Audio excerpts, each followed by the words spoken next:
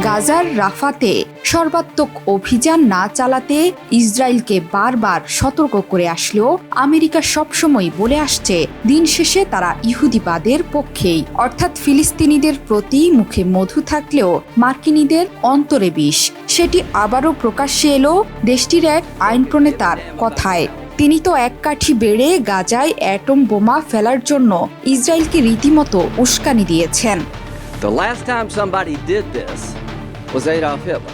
গাজায় কোনো গণহত্যা হয়নি, হোয়াইট হাউসের এমন নির্লজ্জ মিথ্যাচারের পরেই আমেরিকার এক আইন প্রণেতা গাজায় পারমাণবিক বোমা ফেলতে ইসরায়েলের প্রতি আহ্বান জানিয়েছেন। হিরোশিমা ও নাগাসাকির মতো ফিলিস্তিনের গাজাতেও পরমাণু বোমা হামলার পক্ষেই সাফাই গিয়েছেন senator Lindsey Graham.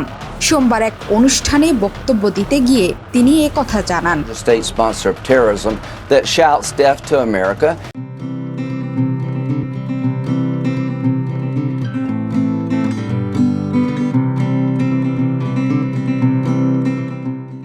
Senator Lindsey Graham বলেন, আমরা জাপানের হিরোশিমা ও নাগাসাকিতে বোমা ফেলে যুদ্ধ শেষ করার সিদ্ধান্ত নিয়েছিলাম। সেটি সঠিক সিদ্ধান্ত ছিল।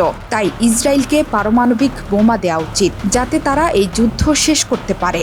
তারা হারতে পারে না।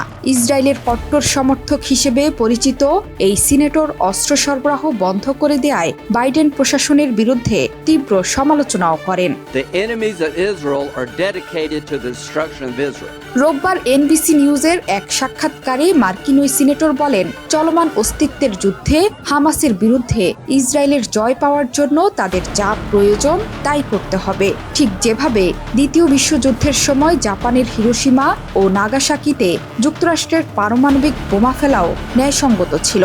গাজায় বেসামরিক হতাহতের জন্য হামাস দায়ী।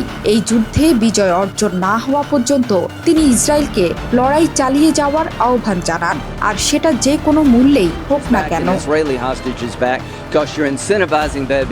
গ্রাহাম বলেন, পার্ল হারবারে হামলার পরে যখন আমরা জাতি হিসেবে জার্মান এবং জাপানিদের সঙ্গে যুদ্ধে ধ্বংসের মুখোমুখি হয়েছিলাম, আমরা হিরোশিমা ও নাগাসাকিতে পারমাণবিক অস্ত্র দিয়ে বোমা হামলা করে যুদ্ধ শেষ করার সিদ্ধান্ত নিয়েছিলাম। সুতরাং ইসরায়েলকে ইহুদি রাষ্ট্র হিসেবে টিকে থাকার জন্য যা প্রয়োজন তাই করতে হবে। ইসরায়েলকে পারমাণবিক বোমা দেওয়া উচিত, যাতে করে তারা এই যুদ্ধ শেষ করতে পারে।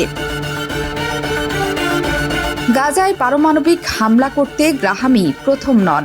এর আগেও আরেক মার্কিন আইন প্রণেতা একই কথা উচ্চারণ করেছিলেন। 25 মার্চ এক অনুষ্ঠানে কংগ্রেসম্যান এবং রিপাবলিকান পার্টির গুরুত্বপূর্ণ নেতা টিম ওয়েলবার্গ বলেন, জাপানে যেমন পারমাণবিক হামলার পর যুদ্ধ বন্ধ হয়ে গিয়েছিল, তেমনি গাজায় এ ধরনের হামলা হলে দ্রুত যুদ্ধ শেষ হয়ে যাবে। উল্লেখ্য, এর আগে গেল নভেম্বরে গাজাতে পরমাণু বোমা ফেলার পরামর্শ দিয়ে চাকরি হারিয়েছিলেন এক ইসরায়েলি মন্ত্রী। এক রেডিও সাক্ষাৎকারে উগ্রপন্থী ওরজমা ইহুদিত পার্টির অতি ডানপন্থী নেতা এবং দেশটির ঐতিহ্যমন্ত্রী আমিচাই এলিয়াহু বলেন, ইসরায়েলের উচিত ইতিমধ্যে গণহত্যার শিকার গাজা উপত্যকার উপর একটি পারমাণবিক বোমা ফেলা। এরপরই তাকে বরখাস্ত করেন ইসরায়েলি প্রধানমন্ত্রী নেতানিয়াহু। জোহরা চৌধুরী সেতু, ৭১।